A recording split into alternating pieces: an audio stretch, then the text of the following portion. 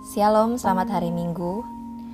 Renungan kita pada pagi hari ini bertemakan hanyut terbawa arus. Sebelum kita memulai merenungkan firman Tuhan pada hari ini, mari sama-sama kita bersatu dalam doa. Allah Bapa yang bertata dalam kerajaan sorga, terima kasih untuk kesempatan yang Tuhan berikan kepada kami. Waktu yang berharga ini Engkau pakai untuk berbicara secara langsung kepada kami melalui kebenaran firman-Mu. Bukakanlah hati kami Tuhan, lembutkanlah hati kami yang keras. Bahkan Tuhan dengan kuasa Roh Kudus-Mu memberikan kami pemahaman akan firman-Mu yang akan kami baca. Tolong kami mengerti firman-Mu dan tolong kami untuk menjadi pelaku firman-Mu.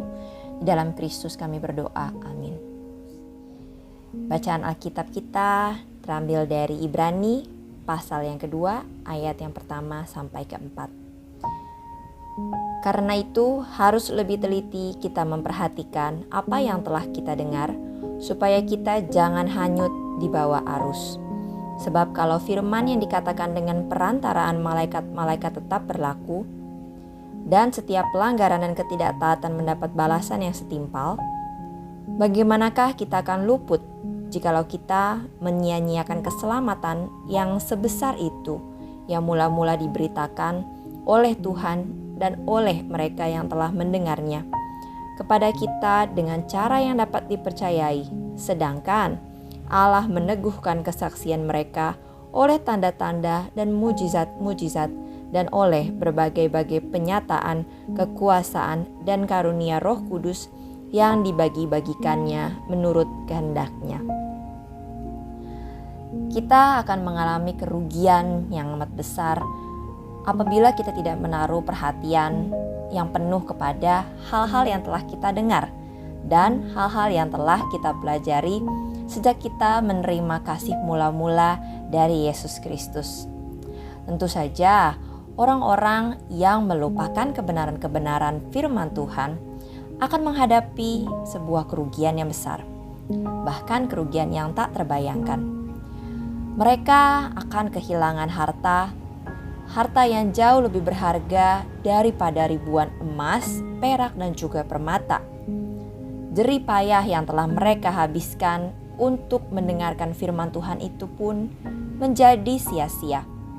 Dan pengharapan untuk memperoleh hasil tuaian yang banyak juga lenyap. Segalanya akan hilang apabila firman Tuhan yang telah kita dengar sebelumnya dan telah kita pelajari sebelumnya hanyut terbawa oleh arus dunia ini, di mana kita sibuk mencari uang, ketenaran, popularitas, membangun karir, bahkan sibuk untuk memenuhi kebutuhan masa depan kita. Hanyut terbawa arus dunia adalah sikap yang tidak menunjukkan rasa hormat kepada Allah dan juga firman-Nya.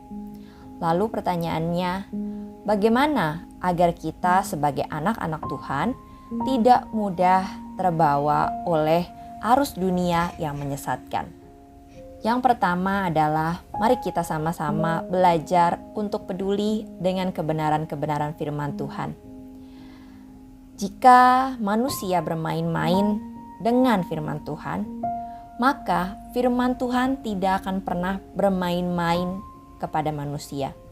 Firman Tuhan akan mencengkram orang-orang yang berdosa, dan Allah tidak akan membiarkan mereka yang memandang rendah dan yang tidak peduli kepada kebenaran firman Tuhan lolos daripada hukuman Tuhan yang adil. Dalam Ibrani 2 ayat yang pertama yang telah kita baca, karena itu harus lebih teliti kita memperhatikan apa yang telah kita dengar, supaya kita jangan hanyut di bawah arus. Inilah cara pertama bagaimana kita bisa dan juga harus menunjukkan rasa hormat kepada Kristus dan juga kepada firman-Nya. Kurangnya perhatian dan sikap acuh tak acuh tentunya akan berakibat fatal. Orang percaya yang karena ketidakpeduliannya dan membiarkan kebenaran firman Tuhan itu luput dari perhatiannya, bahkan dengan sengaja tidak peduli firman Tuhan itu, akan berada dalam bahaya terbawa arus dan akan gagal untuk mencari tempat yang aman. Jika kita melihat kembali cerita mengenai Raja Manasye. Ketika berusia 12 tahun, ia diangkat menjadi raja menggantikan ayahnya Raja Hizkia untuk memimpin Yerusalem. Ia menerapkan cara beribadah dan juga cara hidup yang jauh daripada perkenanan Tuhan, yang sangat berbeda dari cara hidup ayahnya. Ia mendukakan hati Tuhan dengan menyembah allah-allah lain, melakukan ritual-ritual yang tidak berkenan, yang tidak pantas, bahkan menjerumuskan umatnya sendiri, rakyatnya sendiri ke dalam penyembahan-penyembahan berhala. Tentu saja Manasye mengenal Allah orang Israel, Allah ayahnya. Tetapi ia sengaja tidak peduli, bahkan ketika Tuhan berbicara dan menegur Raja Manasye, dengan sengaja ia tidak memperdulikan dan membiarkan firman Tuhan yang datang kepadanya.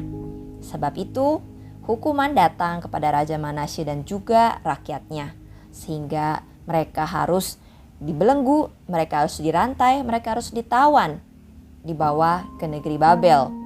Tetapi ketika Raja Manasye bertobat dan merendahkan hati dan dirinya di hadapan Allah, bahkan mengakui Allah sebagai Tuhan, maka Allah bertindak adil. Ia menyelamatkan Raja Manasye dan juga rakyat di negeri Yerusalem dan mengembalikan kerajaannya. Itulah contoh nyata bagaimana jika kita membiarkan dan juga tidak memperdulikan firman Tuhan yang datang kepada kita. Bahkan orang-orang yang telah menyampaikan firman Tuhan kepada kita untuk menegur kita dan juga meluruskan jalan kita. Kita akan menerima hukuman dan akan berakibat fatal, bukan hanya diri kita sendiri, melainkan orang-orang di sekitar kita. Tetapi jika kita kembali peduli dan juga memperhatikan kebenaran firman Tuhan, maka Ia adalah setia dan adil. Ia akan mengembalikan keadaan kita menjadi jauh lebih baik. Hal yang kedua yang harus kita perhatikan sebagai anak-anak Tuhan agar kita tidak terbawa oleh arus dunia ini adalah memberlakukan firman Tuhan. Ini adalah kewajiban.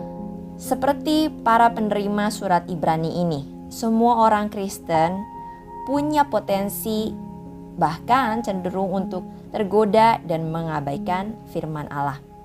Apabila kita tidak melakukan firman Tuhan dengan baik, firman Allah itu tentunya tidak akan tersimpan lama di dalam hati kita. Setiap orang Kristen karena kelalaiannya dan sikap masa bodohnya dan dengan mudah tidak lagi melakukan firman Tuhan, berhenti bertekun dan tidak melawan dosa, maka secara perlahan kita akan hanyut, terbawa arus dunia, sehingga pada akhirnya kita akan melupakan bahkan meninggalkan Yesus. Sebab itu poin yang penting adalah tidak hanya cukup mendengar, memperdulikan dan memberi diri untuk mendengar firman Tuhan, tetapi melakukan firman Tuhan jauh lebih penting. Itu akan menghindarkan kita daripada sikap-sikap yang menjerumuskan kita ke dalam arus dunia dan dosa. Hal yang terakhir, tentunya jangan sampai kita menyia-nyiakan keselamatan yang sudah kita terima.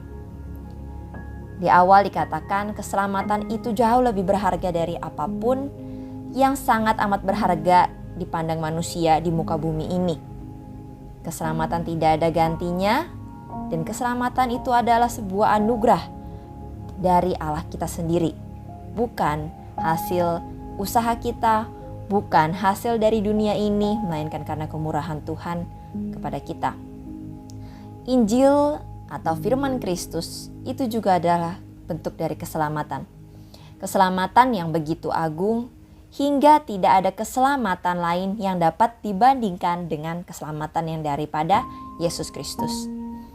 Tentunya menyia-nyiakan keselamatan adalah suatu sikap di mana kita memandang rendah anugerah keselamatan Allah di dalam Yesus Kristus. Itu adalah bentuk kita tidak menghormati, tidak menghargai Yesus Kristus.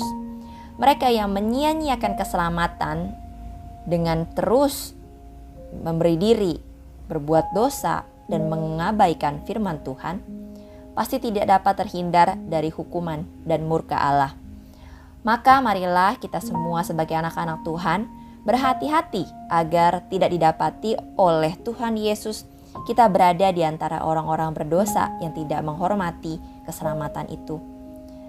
Jangan sampai kita hidup celaka dan hidup mengabaikan kasih karunia-Nya, melainkan kita berbalik kepada Tuhan Yesus dan kita meninggalkan semua kedagingan kita. Sudah seharusnya kita semua dimuliakan oleh Tuhan Yesus dan harus terus-menerus meninggikan Dia yang Maha Mulia. Ketika kita terus melakukan firman-Nya, taat melakukan firman-Nya, dan terus mengerjakan keselamatan yang sudah Yesus berikan kepada kita semua manusia berdosa, tetap setia melayaninya, maka kita akan semakin dimuliakan oleh Tuhan Yesus Kristus. Pertanyaan refleksi bagi kita semua hari ini yang pertama, apa saja yang menyebabkan kita mudah terbawa arus dunia atau mengikuti cara-cara dunia yang bertentangan dengan firman Tuhan? Pertanyaan yang kedua, apa saja yang terus kita lakukan dengan setia sehingga iman kita dapat semakin bertumbuh? Ayat penutup renungan pada hari ini terambil dari Matius 6 ayat 33. Tetapi carilah dahulu kerajaan Allah dan kebenarannya, maka semuanya itu akan ditambahkan kepadamu. Mari kita berdoa. Allah Bapa yang bertata dalam kerajaan sorga, kami mengucap syukur untuk keselamatan, anugerah yang sangat berharga yang Tuhan telah berikan kepada kami melalui penebusan, pengorbanan Yesus Kristus di kayu salib bagi kami semua manusia yang berdosa. Ampunilah salah dan pelanggaran kami hari-hari ketika kami mengabaikan firman Tuhan, teguran dan didikan Tuhan, bahkan ketika kami bersikap tidak menghormati dan tidak menghargai firman-Mu. Ampuni kami Tuhan. Mulai hari ini kami mau untuk terus belajar menghargai, menghormati firman-Mu. Kami mau untuk memberi diri kami dibentuk dan dididik, diubahkan oleh kebenaran firman-Mu. Kami mau peduli dan kami mau memberikan perhatian penuh kepada firman yang Tuhan sampaikan kepada kami, baik itu melalui orang-orang sekitar kami, baik melalui kejadian-kejadian yang boleh kami alami dalam kehidupan kami hari lepas hari. Kami mau belajar untuk menjadi pelaku-pelaku firman-Mu, bahkan kami mau terus mengerjakan keselamatan yang Tuhan telah berikan kepada kami.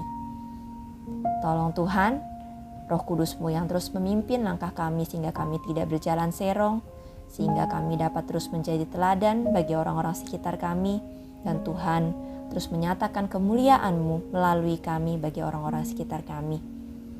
Terpujilah Tuhan Yesus Kristus, Juru Selamat kami yang hidup. Di dalam nama-Mu kami telah berdoa dan mengucap syukur. Amin.